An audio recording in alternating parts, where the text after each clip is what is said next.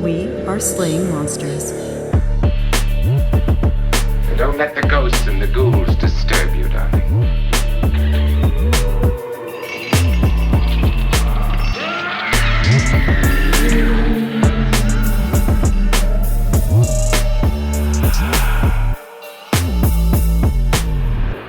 So Ghost in the Darkness, right, is like questionably accurate, right? Yeah. Like there's some things it's accurate about and some things it isn't. There's quite a lot that's accurate, I found.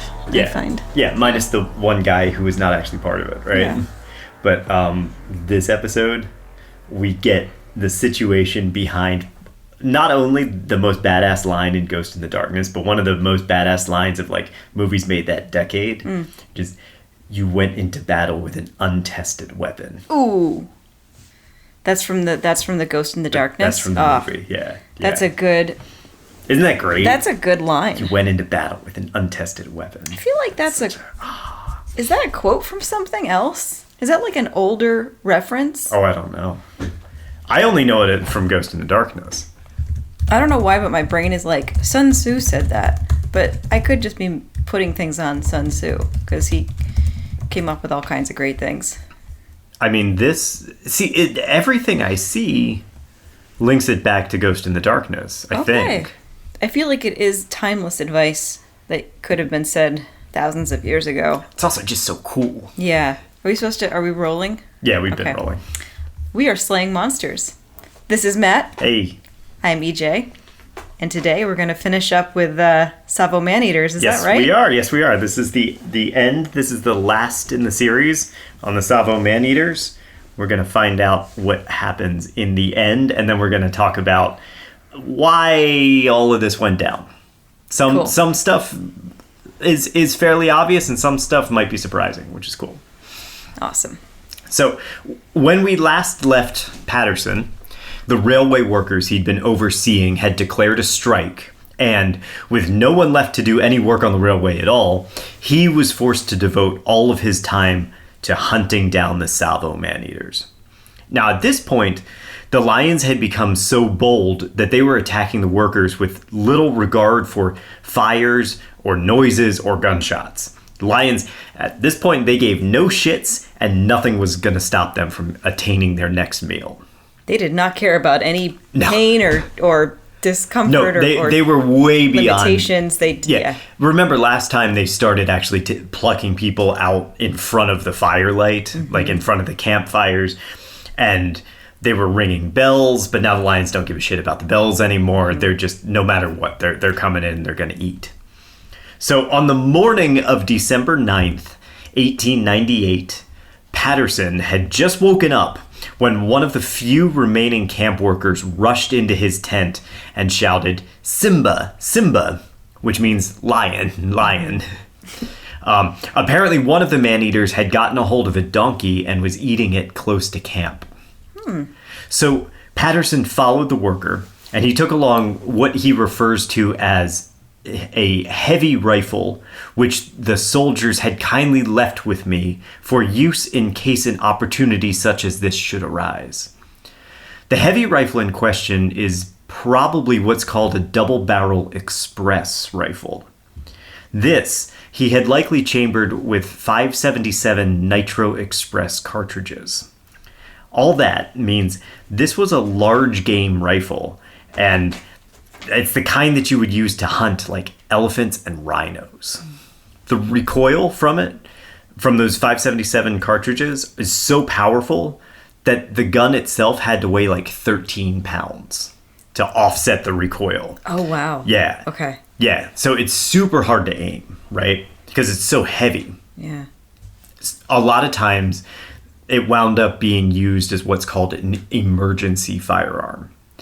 And that's to say that, oh my God, an elephant is charging me, give me the heavy rifle because I need to take it down right now.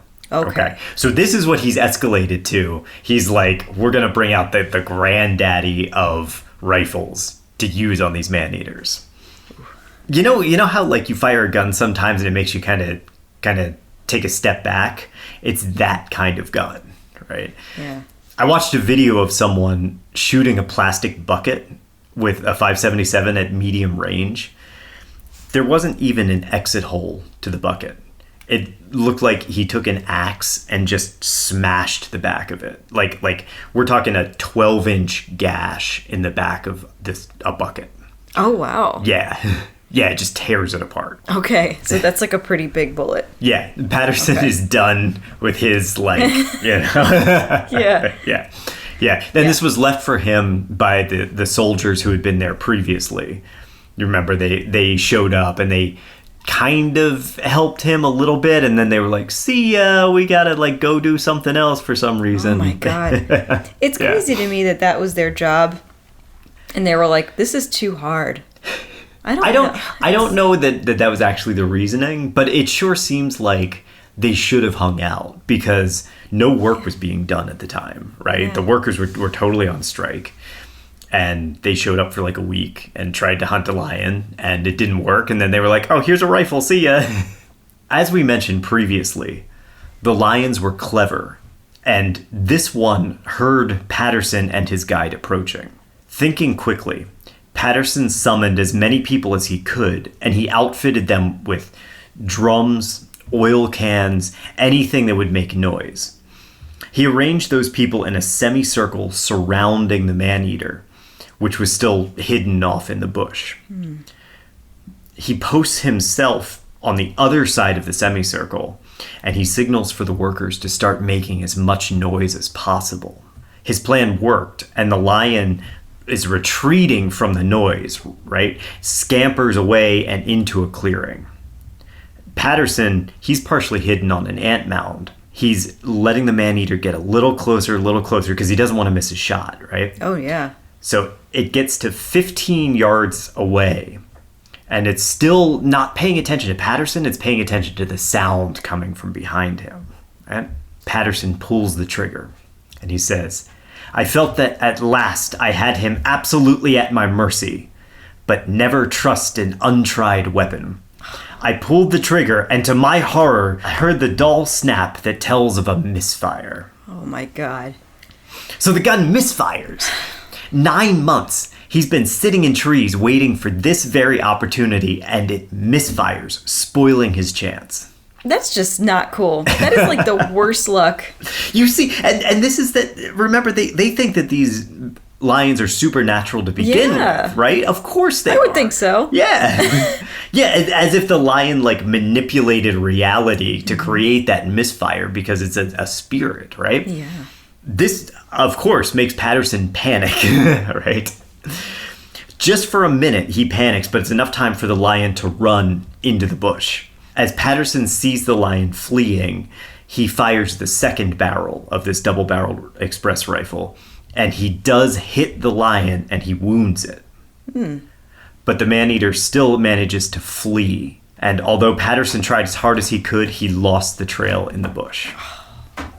This isn't the first time the lion's been injured, or one of the lions has been injured. Right, yeah.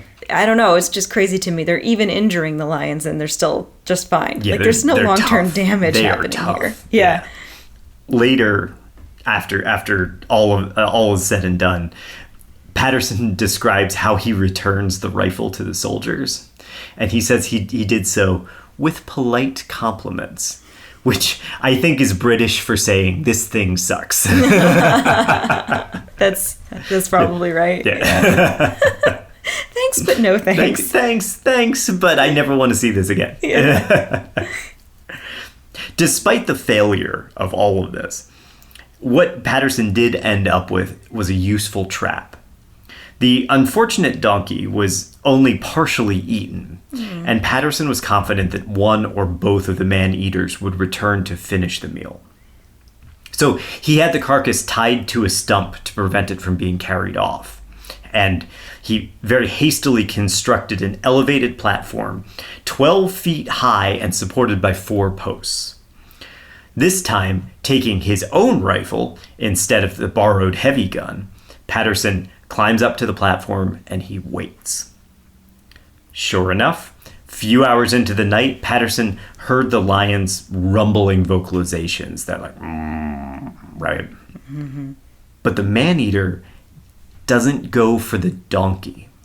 Instead, it starts stalking around his platform. Oh my God. How high up is his platform again? 12 feet.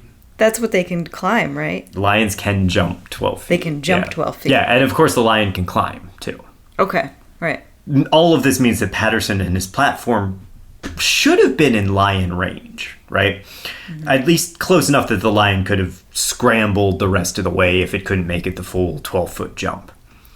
But this man-eater had a handicap that prevented it from scaling up to Patterson, and we'll talk about that in just a second. Mm. For 2 hours, the lion circled Patterson in his elevated perch, keeping just out of sight, just enough out of sight that he can't get off a shot. Patterson talks about the terror he felt in that moment, and about how a passing owl accidentally brushed against him and almost caused him to fall off the platform. Oh my God. After all that time for him to have fallen because of that, that would have just been the ultimate, like, that's it. Yeah. And even that, when you think about it, is like, oh man, that's like the wilderness attacking you. Not just the lion, but the whole thing is trying to bring you down, right? It does seem like, if you were a more fantastical thinker, right, it does truly seem like the nature of that area just does not want these people there. Yes. Finally, he gets sight of the lion and he takes his shot. The lion roars and thrashes below, and Patterson emptied 10 rounds into it. Oh my God, wow. Where he thought it was. Mm-hmm. It's worth noting that the Lee Enfield rifle that Patterson used was also employed during World War I, and soldiers using it ran an exercise called the Mad Minute. The rifleman was supposed to fire 15 rounds at a single target in 1 minute, which was actually a pretty impressive feat when you're talking about like a bolt action rifle where you have to throw the bolt every single time. Fire, throw the bolt, fire, throw the bolt. Wow, okay. Yeah. The best rifleman could fire off 20 to 30 shots within the minute, reloading every 10 shots. The magazine holds 10. Okay. We don't actually know how many rounds Patterson fired at the man-eater, but what we do know is that it was enough. It goes quiet. He's not coming down from that platform, though, because he doesn't know if he killed it or not. So he spent the entire night up there just waiting. Following morning, he comes down. There's no lion. He's like, okay. He tracks the blood trail to the corpse of the lion lying in a pouncing position. The man-eater measured 9 feet 8 inches long from nose to tail. He'd shot it through the shoulder and pierced the heart. Oh. The lion also had a high-caliber bullet in its hind leg, making it the one that he injured the previous day. Oh, man. Yeah. Oh. Yep. I'm not... These lions are bad guys, but I'm also sad. Yeah, it's... Despite everything, it's hard to paint the colonialists as good guys in this, you know? It's hard. It's always hard to paint the colonialists. Yeah, but it's also just hard because, you know, the lions were truly just trying to live their lives out there. They were just trying to survive. They were. And, you know, it turned to man-eating and it killed a bunch of people. And I'm not saying that's a good thing. You know, that's really unfortunate too. But we're going to get into all of this a little later in this episode. Should we have even been there, right? Yeah.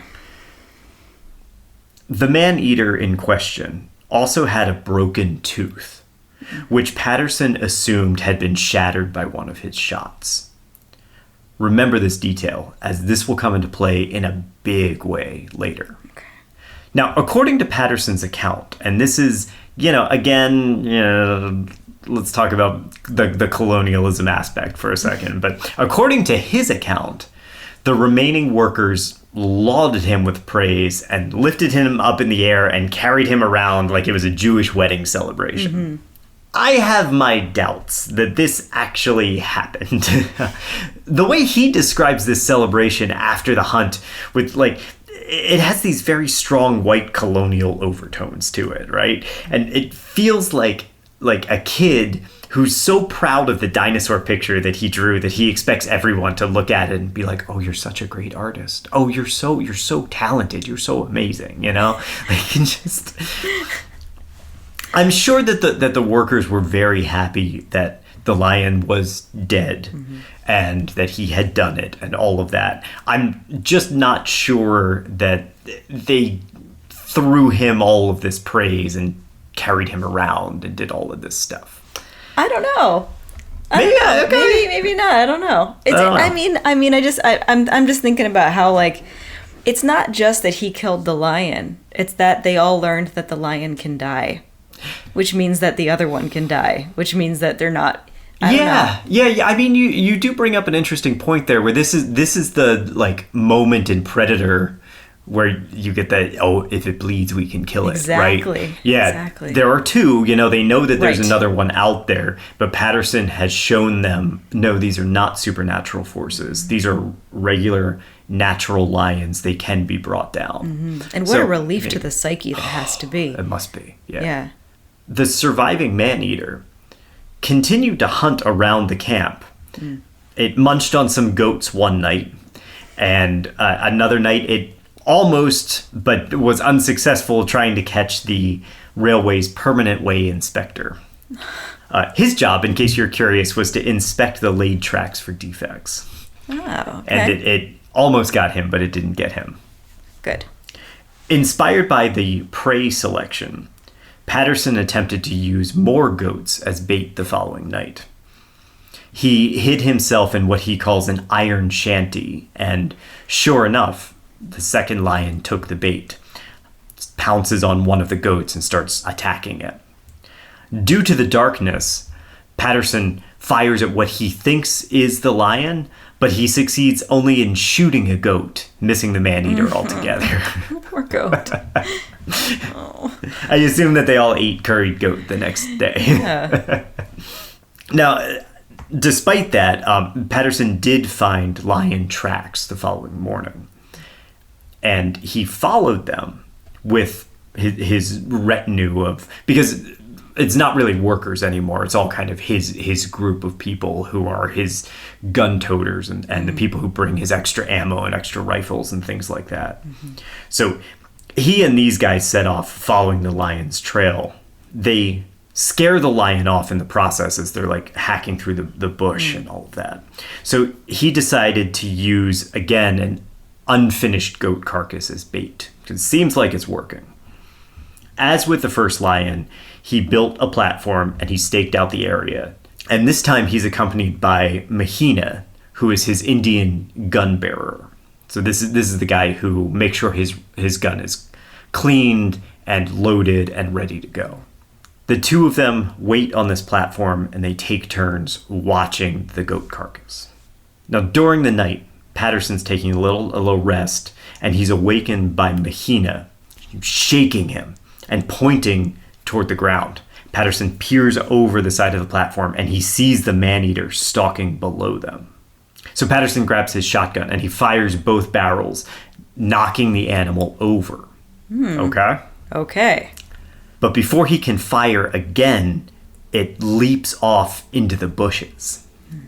The following morning, Patterson and Mahina track the blood trail for a full mile before they finally lose it on a rocky section of ground. After that, there's no attacks for 10 days. And everybody starts to think, okay, I think maybe we got it. Like there was a blood trail for a mile.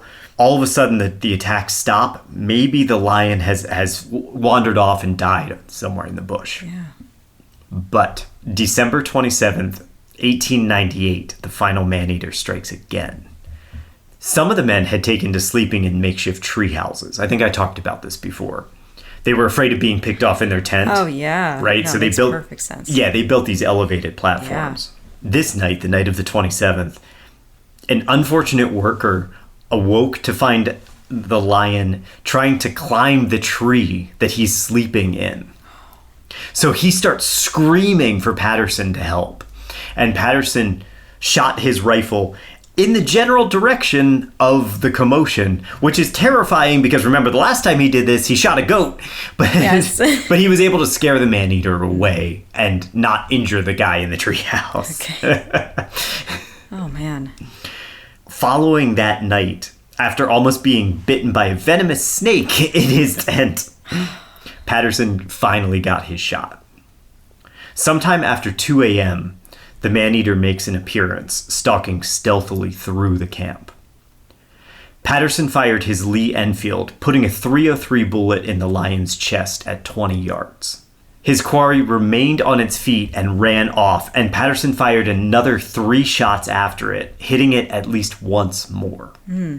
Following morning, Patterson enlists a Bantu tracker, and he sets off after the wounded lion. Okay. Again, they're following the blood trail. He's getting used to this. Like he's shooting these lions, wounding them, following the blood trail, losing the blood trail. They come back to camp a couple nights later. He's shooting them again. Like even when he gets his opportunity, he can't bring them down. Oh my God. So Patterson brings this Bantu tracker and Mahina, his rifleman. He also carries what he calls a Martini carbine, which is a variant of the rifles that were used by the railway police. That's a single-shot rifle versus his, which has the 10-round clip. But it's like his backup rifle. He wants to make sure, no matter what, if I get the opportunity, I have as much firepower as I can. And he already knows that he doesn't want to bring that heavy rifle because it failed him before. So they come upon the lion 1/4 of a mile away, bleeding and snarling. Patterson fires, which only enrages the man-eater, and it charges them. The tracker and Mahina scatter and climb trees, leaving Patterson alone as the lion is charging. He fires again and knocks the lion down, and then it gets back on its feet and charges again. Patterson fires a 3rd time, but the lion is still charging him and bleeding from fresh wounds. So now, totally panicked, Patterson also climbs a tree after Mahina, his gun toter. Up in the tree, reasonably safe, Patterson has a chance to take stock of the situation. And he sees that the man-eater's leg is broken by one of his shots. It can't scale the tree after them. But they can't sit in the trees indefinitely, right? So he snatches the Martini rifle that his gun bearer brought. He takes aim at the lion and he pulls the trigger. And the lion goes down. They wait. The lion remains down. And Patterson says, okay, this is good. Let's go get close, make sure that it's dead. So they all come down the trees. They approach to inspect the body of the final man-eater. And it charges again. Like the Michael Myers of lions, right? Yeah, it really is. It really is. Yeah. Patterson puts a 5th bullet in its chest and a 6th in its head, finally killing it. Upon examination, there are 6 fresh bullets in the lion and a 7th just barely lodged in its back. That would be the initial shot from the tree perch 2 weeks prior. That lion, also about 9.5 feet long. So, like, this lion was pumped full of lead. Yes. And it took... I'm just amazed that it continued to be alive. And, I mean, that's adrenaline and... Adrenaline, desperation. Yeah. Anger, I guess. Definitely. I mean, it was definitely... The lion was definitely backed into a corner in some way. And, you know, you had these people approaching it and attacking it, and it was doing what it had to do. It did try to run. You know, it tried to run and got pursued and tried to run and got pursued. And so it had to stand its ground at some point. And when we start to talk about it like that, it starts to get really sad. Yes. You know? Yes. So as news of the man-eater's death spreads, the railway workers returned and work resumed. Patterson again describes the love and affection for him in glowing terms, making a really big deal out of a bowl that they gave him, which is inscribed with a poem in, as he calls it, a somewhat quaint and biblical language. The poem says this: "Sir, We, your overseer, timekeepers, Mystaries, and workmen, present you with this bowl as a token of our gratitude for your bravery in killing 2 man-eating lions at great risk to your own life, thereby saving us from the fate of being devoured by these terrible monsters who nightly broke into our tents and took our fellow workers from our side. In presenting you with this bowl, we all add our prayers for your long life, happiness, and prosperity. We shall ever remain, sir, your grateful servants. Babu Purushottam Herji Pumar, Overseer and Clerk of Works, on behalf of your workmen. Dated Tsavo, January 30th, 1899. Aw, that's really sweet. It is sweet. That's really nice. Yeah. I mean, it's true. He could have just, like... He could have noped out of there, like, at the first sign of trouble. You mean like the soldiers did? Yes. Yeah. Like... He did, yeah. He really put himself in many instances in harm's way, and really, that's very brave. Yeah. I mean, you think about all the nights that he spent in, like, tree perches, waiting... Mm-hmm. He talks about how he almost got bit by a snake in the one perch, like just the hours and all of this. And yeah, he could have just said, "I'm not doing this." Yeah, and maybe find somebody else. They probably wouldn't have blamed him, honestly, because a lot of people just left. So they did. It seemed like it was okay to leave. Well, most of the workers went on strike. Yeah, and I'm sure there must have been so much pressure from the government after that strike to be like, whoa, we can't just stop all of this work. This railroad's important, you know? In total, Patterson puts the Tsavo Maneaters' kill count at 28 in his 1907 autobiographical account. Okay? Adding that they also killed, quote, scores of unfortunate African natives whom no official records were kept. Oh, wow. So they've been doing this for a really long time, he says. Well, he's talking not about natives in the sense of, like, before they got there, but natives who helped them build the railroad. Oh, I see. So during that span of time. During that span of time, yeah. Okay. Yeah, they had the Indian workers, the Indian ones who were brought over from India as artisans, and then they had a lot of native workers as well. Okay.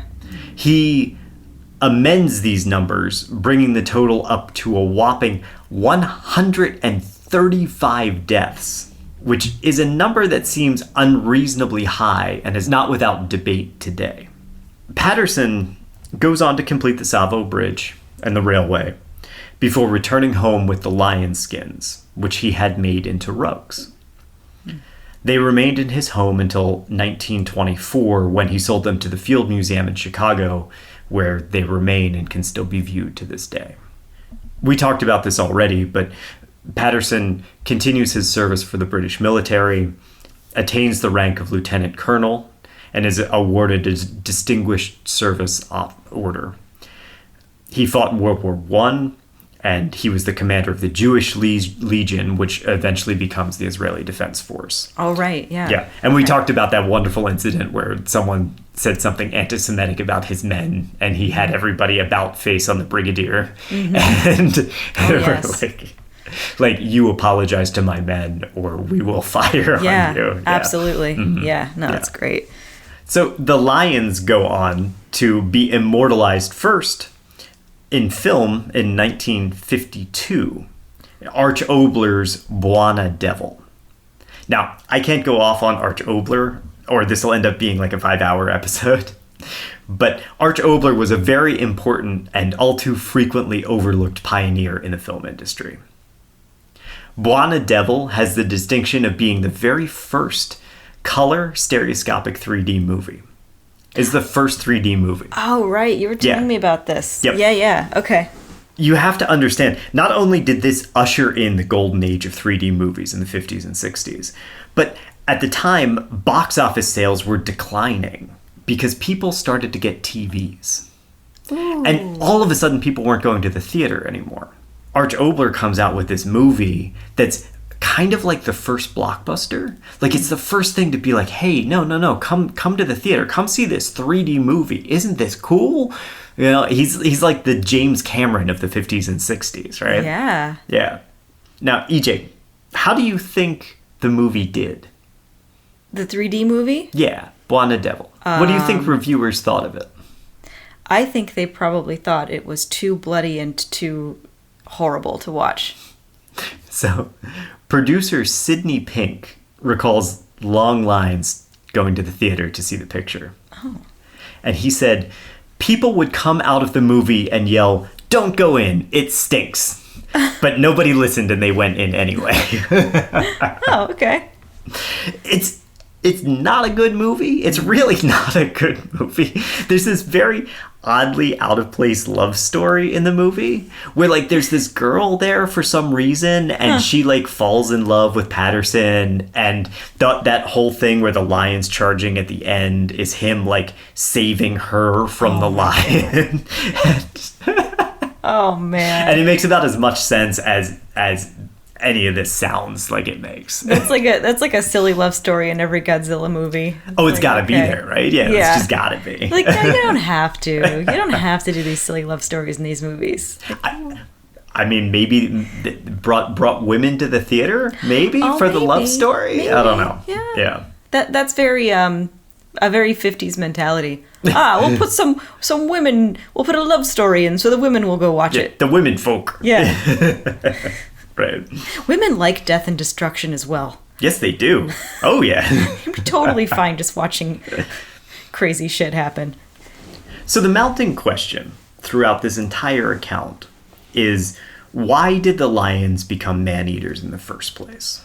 All right?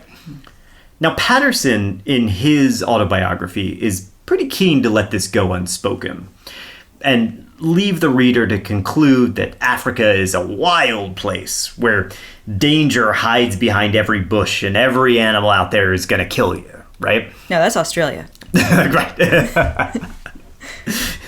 But, that fits the colonialism narrative, for sure, right? Taming the wilderness is necessary because if we leave it alone, the animals are surely going to attack us. Right? That's just you gotta kill them or they're gonna kill you. Like, oh my God. But that's colonialism, right? Yeah. So it's this idea, again, that progress supersedes nature, right? The world starts untamed and must be made civilized because that is progress. Now, Lewis Twilby, in his excellent essay, Railways, Race, and the Lions, details the impact of occupying Western industrialism on Central Africa.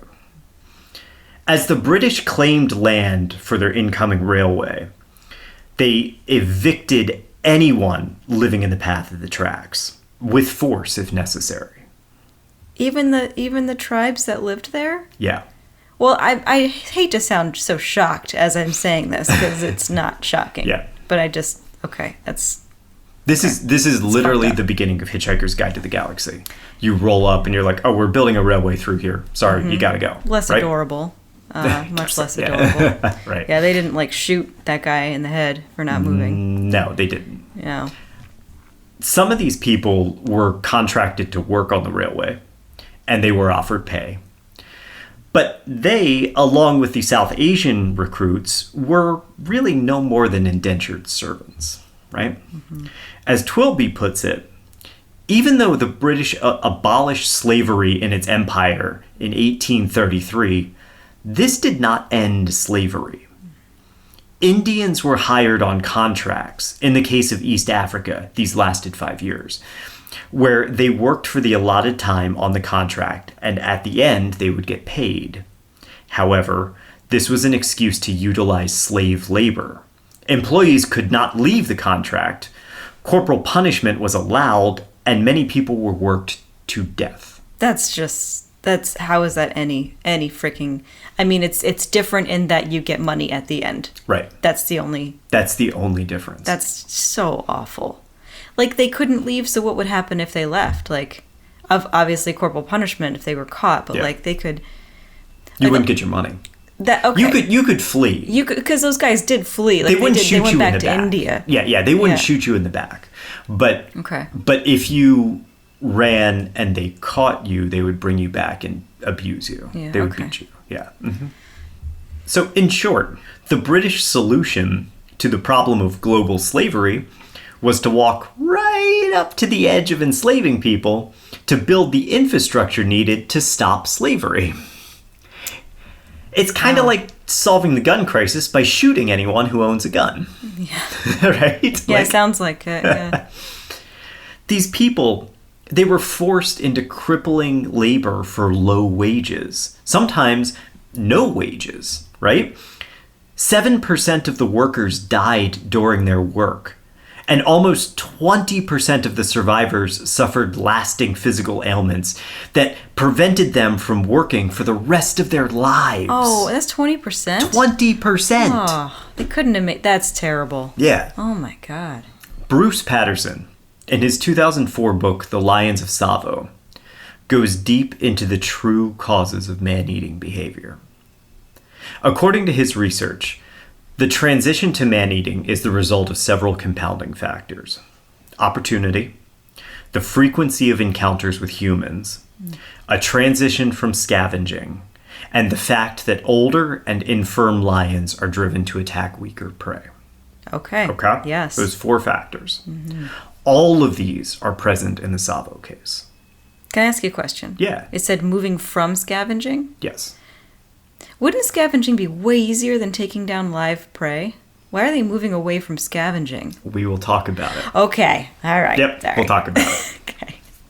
No, it's a good question. It's a good question. We're gonna Okay. mention Cool. that when we talk about it. Cool. First, real quick, opportunity, frequency, obvious, right? Yes. New railway, 35,000 workers flooding into the region. Never mind, there's been previous decades of increasing trade in the area, right? Yeah.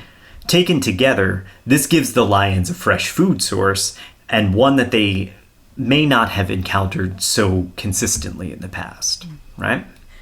Why the Tsavo Maneaters transitioned from scavenging offers a really fascinating look behind the curtain and into life on the railway and the greater cost of human life. While this massive workforce had been staffed from South Asia, that was not the only thing that Britain was importing from the region. Because this sudden influx of people, what do you need to support these people? You need food? Yes, you need food.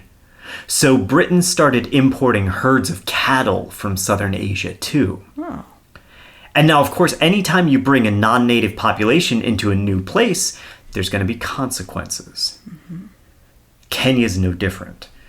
The cows that they brought with them a new type of infectious disease to the region, rinderpest. You ever heard of rinderpest? Never. Okay. Rinderpest, also called cattle plague. It's a nasty, nasty virus. Infected animals first come down with a fever. They have like runny discharge from their mucous membranes. They have diarrhea.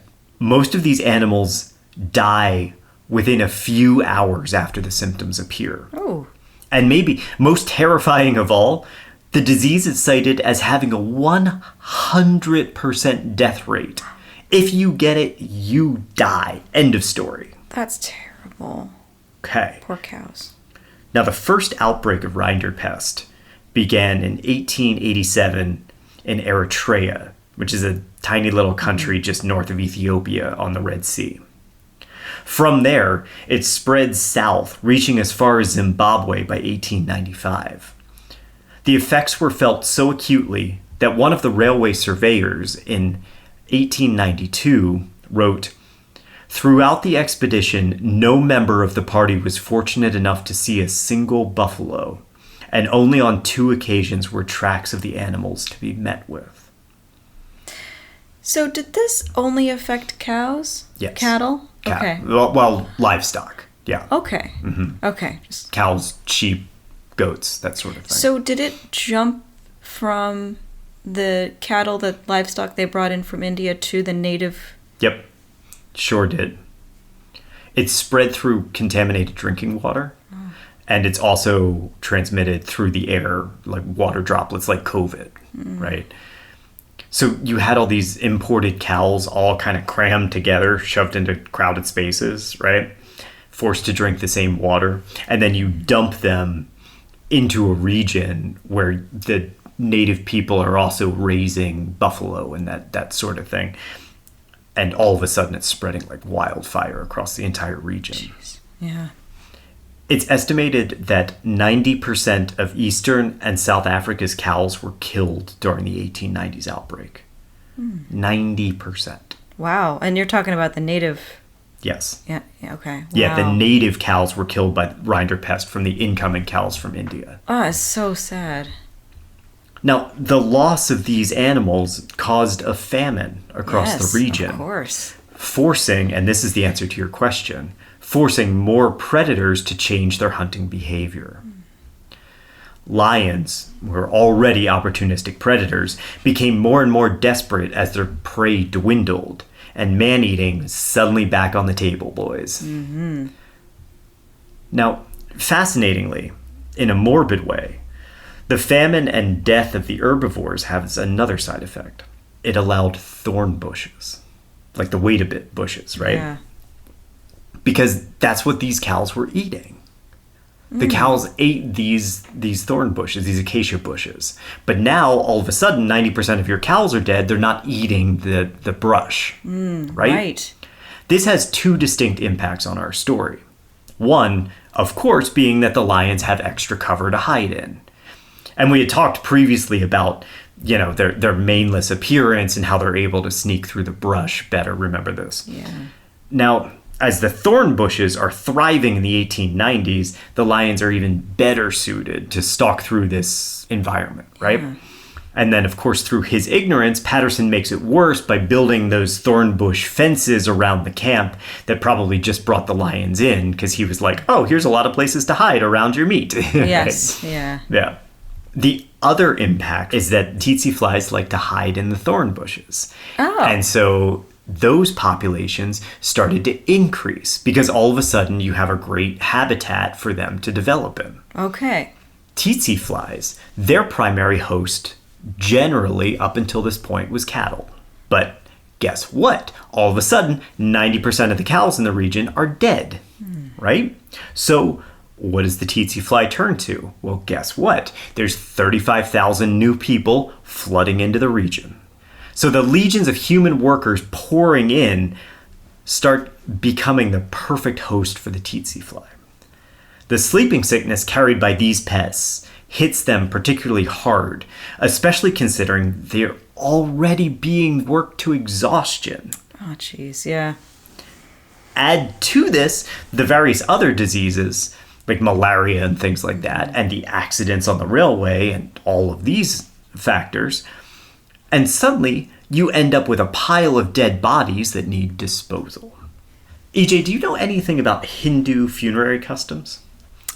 Don't they use cremation? They do. So the Hindu funerary custom is to cremate, which they did in Tsavo, but only when fuel was available. Oh. And there are other religions present that have their own customs. Zoroastrians, which is an Iranian religion, they leave their bodies of the dead on constructed structures called towers of silence. Oh, that's kind of beautiful. Yeah, and then they kind of allow them to be picked clean by vultures and other animals and let them kind of decay naturally. The problem is they also will be picked clean by predators, like our lions. Mm-hmm.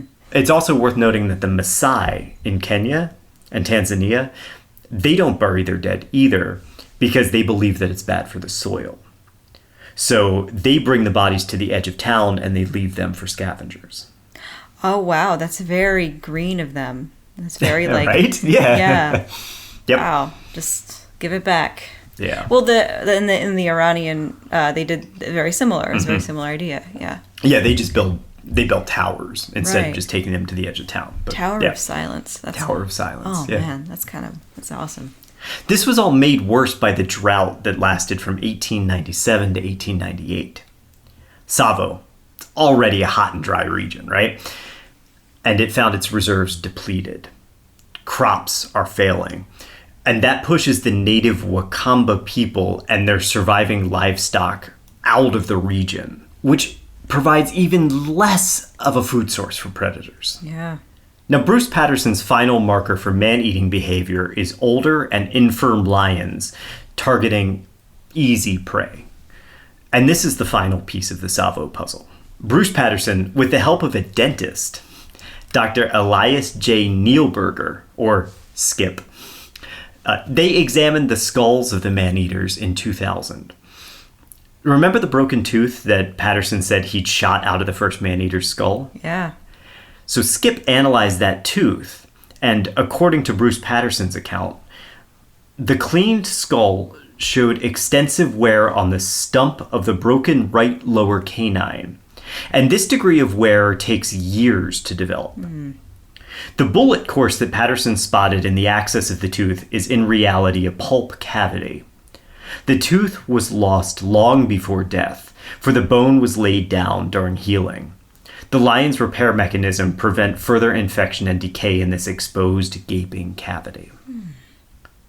In addition, an X-ray of the broken tooth showed a root tip abscess in the socket. This is generally caused by a cavity, but could also be caused by trauma at some point.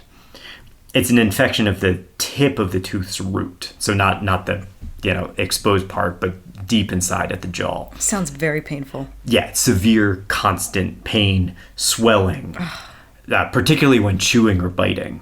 I've had this. Oh, no. This is what I had. Yeah, this was my root resorption. That was that sort of thing. Okay. And it was bad. Yeah, it's really, really difficult because anytime you put pressure on that tooth, you feel this stabbing pain.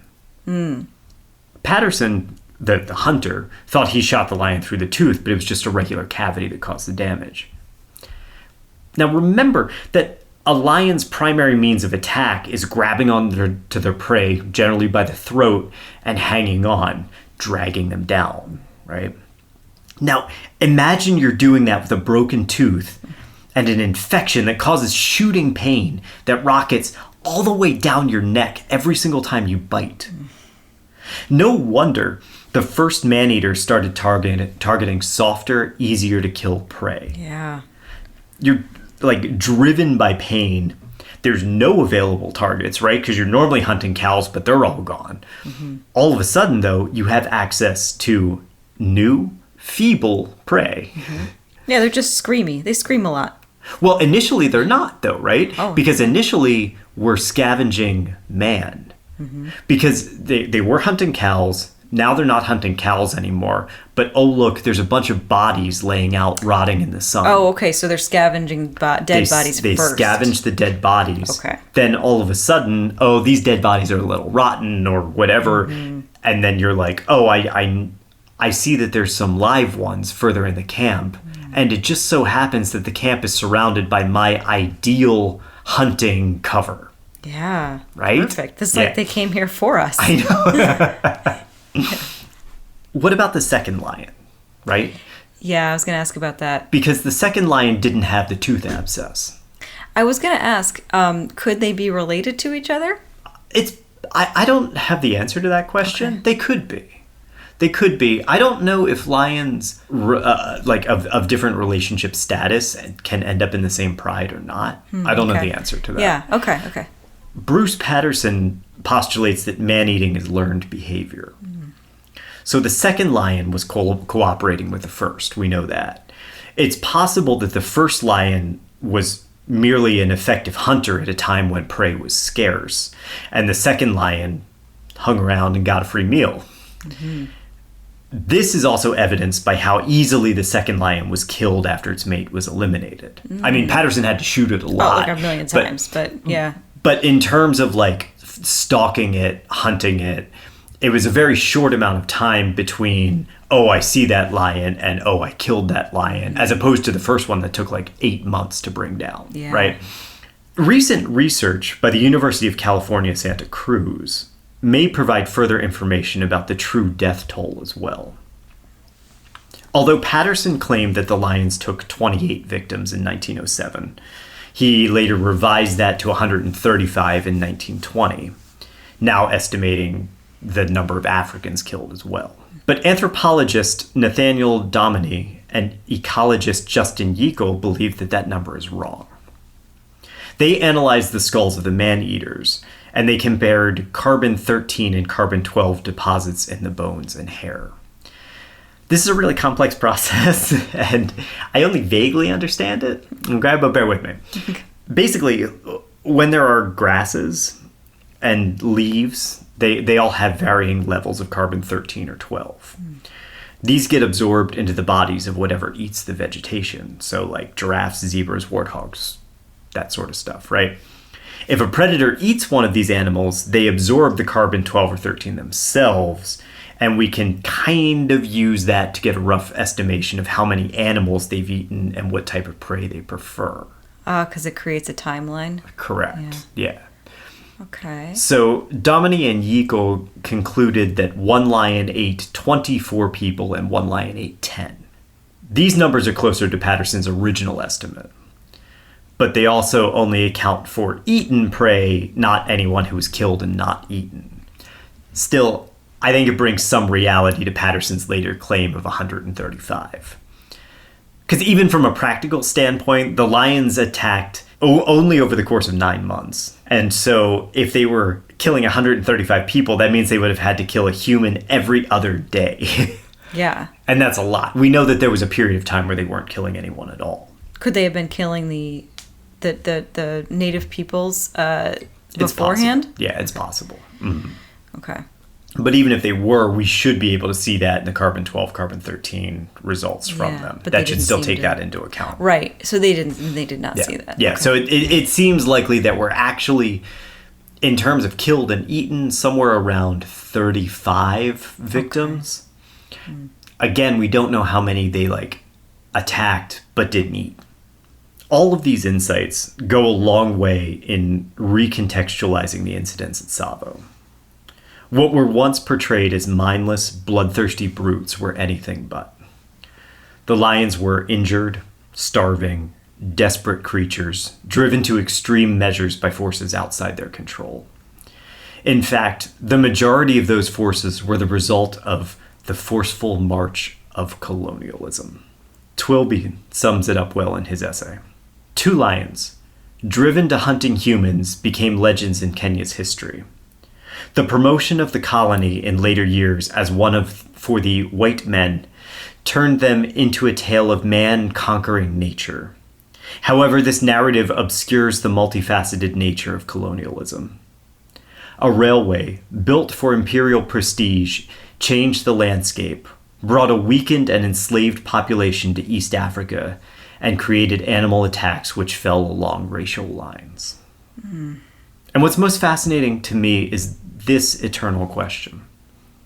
If Britain, in the dubious cause of ending slavery through indentured servitude, mind you, hadn't thrust itself on Eastern Africa, what would have been the fate of the Tsavo Maneaters?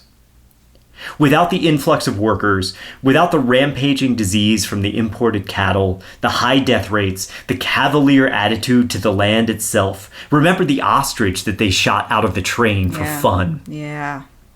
Would the lions have been driven to man-eating? It's easy to look back and recontextualize this as man overcoming the savagery of nature, but it's only because man asserted himself there to begin with. Mm-hmm. The lions were merely a product of a changing environment. And in their own way, they accomplished something exceedingly rare. The lions and the terrified workers stopped the inevitable advance of Western colonialism, if only briefly. They showed that despite advancements, technology, the superiority of the Western world, there's still a fight to be had. A fight won through labor strikes, and through the power of the tooth and the claw. Very nice. And that's the end of the Tsavo Maneaters. That's the Tsavo Maneaters. Ooh, that's very good. Very good. Yeah. I sense the heavy quotes on Western superiority. Well, heavy quotes. Yeah, this is heavy quotes across the line. Yeah. I mean, I knew it was going to be like a sad one, but it's just, man, it's a really heavy thing to think that they would probably have been. I mean, the tooth is a thing that honestly that could have happened. I mean, the poor thing could have been chewing on like a bone, and the bone got. That's one of the things that they proposed as a theory. Okay, yeah, something like that. So I mean, that would have happened anyway. But man, did everything get exacerbated when Britain decided to show up. Yeah. And all because they needed to stop slavery, which was something that they were touting around less than a century earlier. Yeah. And they did so through indentured servitude. Right. The queen needs her diamonds, man. She does. She needs to be able to feed her corgis. This was like a little bit before... No, because she was born in the... I don't even know when she was born.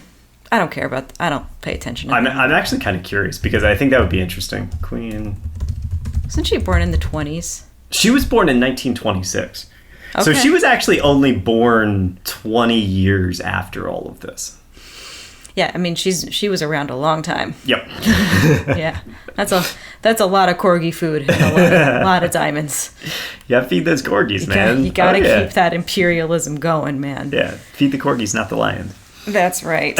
Oh, man. Well, that's fascinating. So there's your story. Okay. Also, for the record, despite all of my searching, I couldn't find any primary source that actually calls them the Ghost in the Darkness.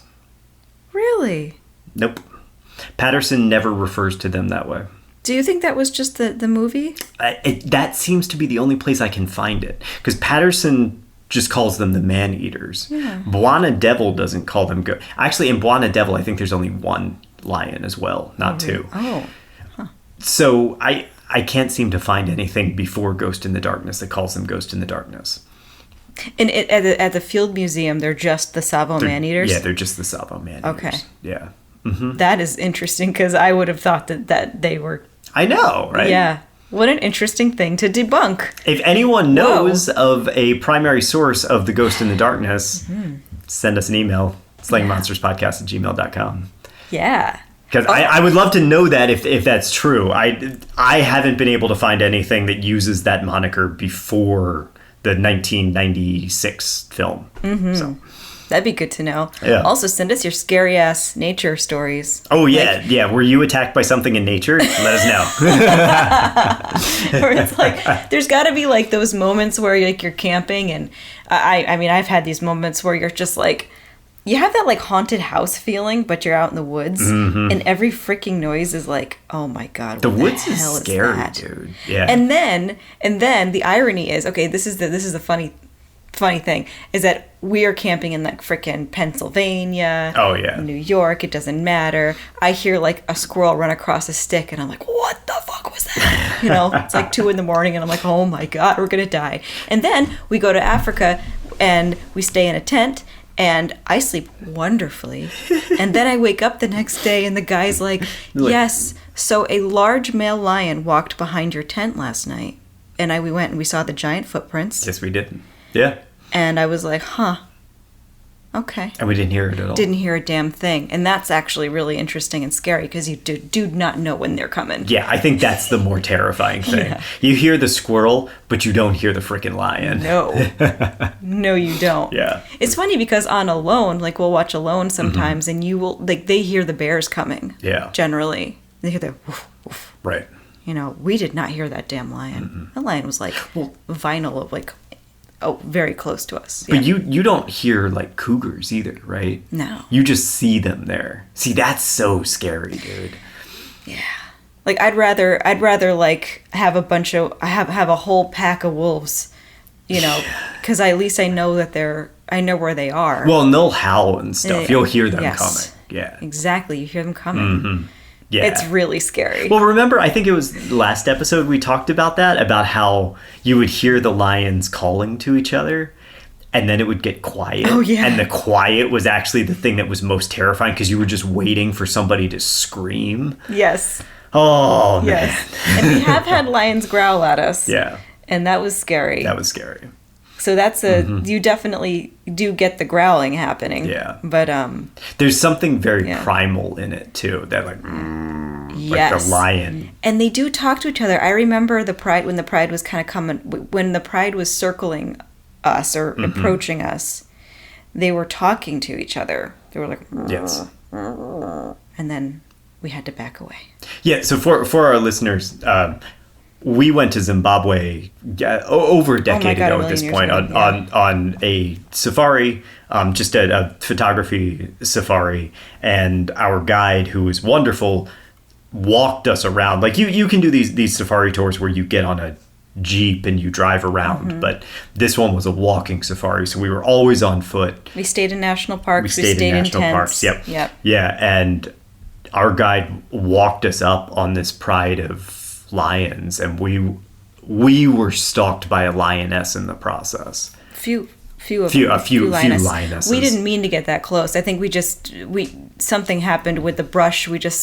I think we didn't realize that they were approaching us. We thought we were going to be able to get closer to them without them noticing. And as soon as they noticed us, they came to check us out. They came over to us, yeah. And it was freaky. It was a little scary, yeah. We wouldn't have had much of a shot if they decided to come at us. Yeah. Yeah. It was pretty great. It was exhilarating, yeah. It was. The hippo attack was the worst, but well, that's a whole other time. Maybe when we talk about sea monsters again. We will talk about the hippo attack when we talk about the Mokele Mbembe. Ooh. I think. Oh, okay. Which will happen at some point, but we're gonna deviate away from Africa for a little while. Yeah. We're coming back to America in our next series. We're coming back to America. We're actually headed for California, and we're going to talk about strange things in the skies. Ooh. I wonder what that is. Yeah, one of my a wonderful subject that I've wanted to cover for quite some time. So it's going to be really cool. It's going to probably get a little weird. Oh, it's going to get weird. It's going to get weird. And it's not going to be as sad. Yeah. This one was pretty sad. This one was sad. That one's not going to be sad. Okay. But it will be weird. I feel like it'll be very entertaining. It'll be a little silly. Yeah. Which would be cool. Good. I could use some silly. Yeah. Yep. Awesome. Well, until then, everybody, be safe out there. And... yeah. See you soon. Yeah. See you soon. Thanks for listening. Bye. Bye. Thanks for listening to Slaying Monsters.